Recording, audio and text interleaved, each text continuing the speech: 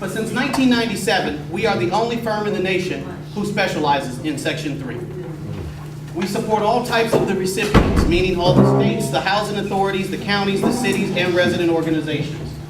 We've helped to create and support more resident-owned businesses under Section 3 than anyone in the nation. We provide on-site services. All of our trainings are DOL approved, so you know that you're getting the highest quality, and the regulation under Section 3 requires it, okay? So you don't end up with some half-baked training. That's the reason they put it in there. So now, let's talk about how you got here. And this is hugely important. Most people in the nation don't know this. The regulations under Section 3 were written in 1966. There was a private meeting held, and this has more meaning to you all here in the Northeast than it does the people in the South. But there was a private meeting held in the White House in 1966 with the president then, LBJ,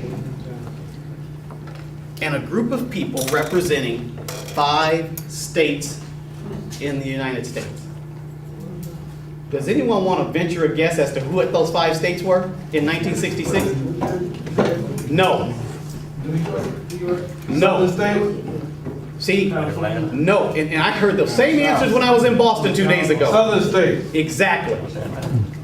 Because if you think about 1966 and you think about what was going on in America, you had what? Civil rights protests, Vietnam War protests, right? Everybody with the flower power, free love, all that.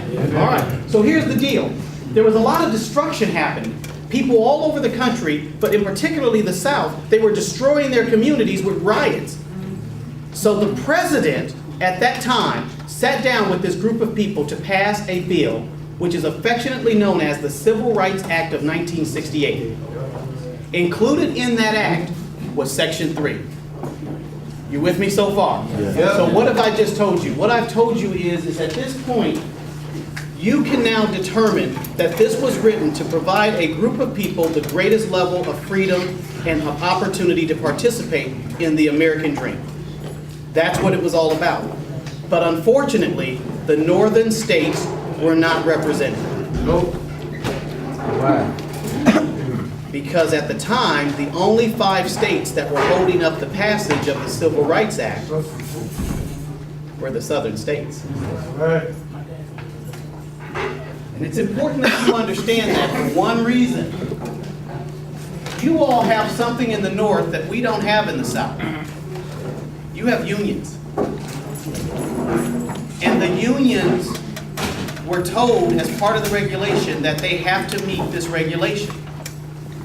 And they don't like it. And I'm just being honest with you. So if there's any union members in the room, my apologies. That's the truth. At the time, though, the president put out the first money, over $78 billion, specifically for this purpose, okay?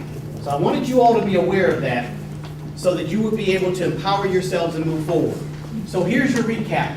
Section 3 covers very low and low income people that live within a particular city or state or county. The Section 3 businesses must be legally formed. In order to receive preference, you have to own that business at 51% or greater, substantially employ residents at 30% or greater, or subcontract at 25%. And then your Section 3 requires the employment, training, and contracting opportunities to low and very low income people. It requires it. So all of the opportunities for the $100 million project over at Miller Homes, at some level, whenever hiring is going to be done, you all should be standing there. Okay? That's important for you to know. All right. The regulation gives a particular preference to people who are recipients of government assistance for housing, which was the reason I asked about who lives in housing and who is being supported by housing. So just so you know, no matter what happens, those folks always get a preference over everyone else. Okay? I'm going to bypass some of this stuff because it doesn't pertain to what you want to know, but this is the big one. Okay. Section 3, like every other government regulation, has a trigger. Ma'am, you can cut the lights on if you would, please. Are they near you? Thank you, Bishop. I appreciate it. Because I'm going to stop right here. For the moment, this is the most important thing for you to know. Section 3 has a trigger. Anytime, as I've already said to you, that there is going to be any new hires done on a project, whether those hires are individual employees, contractors, or subcontractors, for the work or project activities, you all are supposed to be offered an opportunity. You have to be offered. Now, there is a way in which this is supposed to work. I'm going to explain it to you quickly. Number one, the recipient of these dollars is supposed to, every time they run an ad to award, contracts, in that ad, it's supposed to say it's a Section 3 covered contract. Okay, so for the contractors in the room, it's supposed to say that. The next thing that's supposed to happen is inside the bid packages that are delivered. Inside the bid package, it's supposed to have what's called the Section 3 clause, and it's supposed to have a Section 3 certification opportunity for you to elect preference. To say, hey, I'm a resident-owned business, or hey, I am a 30% employer. You have to have it. Okay, so all the contractors know that. If it's not in there, write something on a piece of paper saying, here's my certification, here's what I'm saying I'm going to do. All right? You guys listen to that carefully. The next thing that's supposed to happen is anytime someone is hired or contracted, here is the process that works. All right? So let's start off. Take these two gentlemen here in front of me. Your name is? John. Let's say that I'm the housing authority. I have a $15 million contract, and John's going to be my contractor. He wins the bid. Because I contracted John, guess what happened? I just triggered the regulation, and I'm supposed to make sure that I offer opportunities for employment, training, or contracting to low and very low income people in connection with my project. So what are you saying? You give low-income contractors the same opportunity That is correct. as you giving in? As you would give, that's exactly right. So let me explain. Hold tight. Ready? So let's say John has my contract. He's going to be the big GC, big general contractor. But John, you're not going to do all that work, right? Because you're going to break some of it up and you're going to sub it out to other people. Great. So what John has to do is John now has to do two things potentially. One is John's going to have to subcontract that work. Your name? Kevin? Kevin. Kevin is a subcontractor. Let's say Kevin does plumbing. Because Kevin does plumbing, Kevin wants to bid this work that John has. But Kevin's a low-income contractor. Now you're going to say, well, gosh, how can you be low-income and a contractor at the same time? Way easy. That's right. It's easy. It really is easy. It's not hard. Business is kind of tight. Times are tough. You don't have as much money coming in. You actually, based on your household income, could meet that requirement. So now Kevin wants to bid this work. But Kevin bids the work. Your name, sir? Breon. So he bids the work as well, but he's a big-time guy. He's a big player. So here's what's supposed to happen.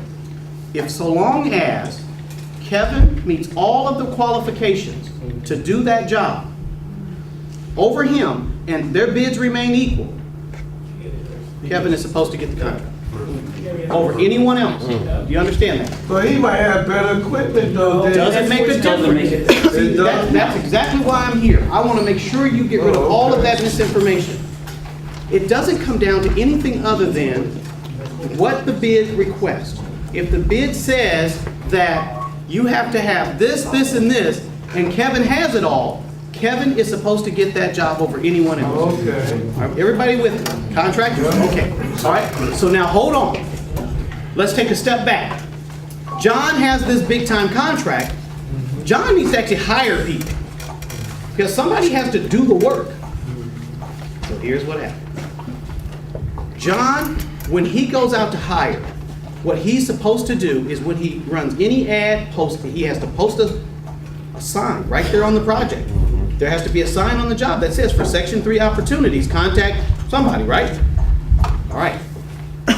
Assuming John says, I need somebody who can do, these three things. They need to be able to lay some brick or lay some sod or I don't care what. And he has his job requirements. So all of a sudden, he puts it out on the street. This lovely young lady, her name is? Tara applies for the job. When Tara applies for the job, she also says, I am a Section 3 resident. I live right here in this community. I'm low or very low income, right? Let me tell you what it doesn't make a difference. It doesn't make a difference the color of her skin. It doesn't make a difference anything else about her. The only thing that matters are two things. Low income and that she lives in this community. Exactly. Oh, you all are listening this afternoon. Wonderful. Yes.